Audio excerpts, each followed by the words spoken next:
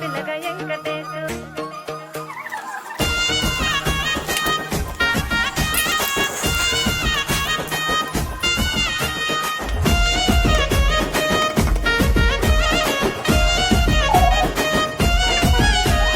సిద్ధిరాల మనసున్నది చిన్నగా పోతుంటావో చూడక పోతుంటావో ఇంట్లో చిన్నదాన్ని నేను సిద్ధిరాల